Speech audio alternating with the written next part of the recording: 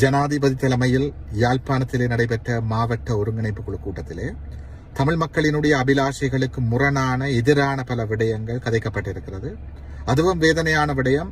யாழ் மாவட்டத்தில் யாழ்ப்பாண தமிழ் மக்களினுடைய வாக்குகளை பெற்று வந்த ஒரு சில பாராளுமன்ற உறுப்பினர்களும் இந்த மிக மோசமான செயலை புரிந்திருக்கிறார்கள். அதிலும் ஒரு பாராளுமன்ற உறுப்பினர் சொல்லியிருக்கிறார், காணாமலாக்கப்பட்ட உறவுகளுக்கு நட்டஈடு வழங்கப்பட வேண்டும் என்றும், தையிட்டியிலே தனியார் காணிகளை ஆக்கிரமித்து அமைக்கப்பட்டிருக்கின்ற சட்டவிரோத விகாரையை அகற்றுவதற்கு பதிலாக மக்களுக்கு மாற்று காணிகளை வழங்க வேண்டும் என்றும் சொல்லியிருக்கிறார். இவர்களினுடைய இந்த செயற்பாடு தொடர்பாக நாங்கள் இது மிக தீவிரமாக இருக்க வேண்டும், அல்லது இவர்கள் அரசினுடைய இரகசிய முகவர்களாக செயற்பட்டு எஞ்சி இருக்கின்ற தமிழ் தேசியத்தையும் தமிழினத்தினுடைய நலன்களையும் அளிக்கப் போகிறார்கள். இவர்களுக்கு நாங்கள் தெரிவிக்க விரும்புகின்ற விடயம் என்னவென்றால், காணாமலாக்கப்பட்ட உறவுகளினுடைய அவலங்களோ வலிகளோ கோரிக்கைகளோ வேணவாக்களோ உங்களுக்கு தெரியாவிட்டால் நீங்கள் அமைதியாக இருங்கள். காணாமலாக்கப்பட்டவர்களினுடைய உறவுகளோ சொந்தங்களோ நட்டஈட்டை கேட்கவில்லை, சலுகைகளை எதிர்பார்க்கவில்லை. அவர்கள் எதிர்பார்ப்பது தங்களுடைய உறவுகளுக்கு என்ன நடந்தது, உண்மை கண்டுபிடிக்கப்பட வேண்டும். தங்களுடைய உறவுகள் உயிரோடு இருக்கிறார்களா இல்லையா, உயிரோடு இருந்தால் அவர்கள் உடனடியாக விடுவிக்கப்பட வேண்டும். உயிரோடு இல்லாவிட்டால் அவர்களுக்கு என்ன நடந்தது, அவர்களை காணாமலாக்கியது யார், கொலை செய்தது யார் என்பது கண்டுபிடிக்கப்பட்டு குற்றமளித்தவர்களுக்கு தண்டனை வழங்கப்பட வேண்டும். அதுதான் அந்த உறவுகளினுடைய கோரிக்கையாக இருக்கிறது.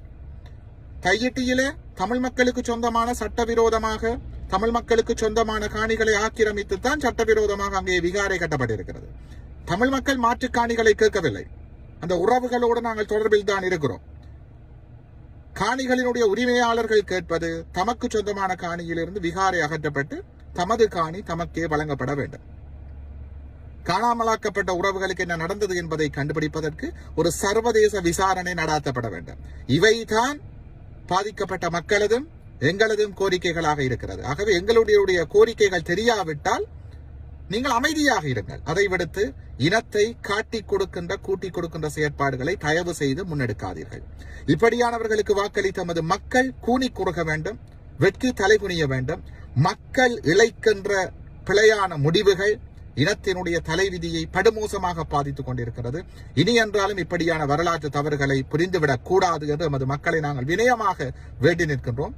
இப்படியாக தமிழினத்தினுடைய நலன்களுக்கு எதிராக செயற்படுகின்ற பாராளுமன்ற உறுப்பினர்கள் தமது செயற்பாடுகளை நிறுத்திக் கொள்ள வேண்டும், அல்லது இவர்களுக்கு எதிரான செயற்பாடுகளை நாங்கள் தீவிரமாக முன்னெடுக்க வேண்டும், அல்லது இவர்கள் அரசினுடைய இரகசிய முகவர்களாக செயற்பட்டு எஞ்சி இருக்கின்ற எமது தமிழ் தேசியத்தையும் தமிழினத்தினுடைய இருப்பையும் இல்லாமல் செய்து விடுவார்.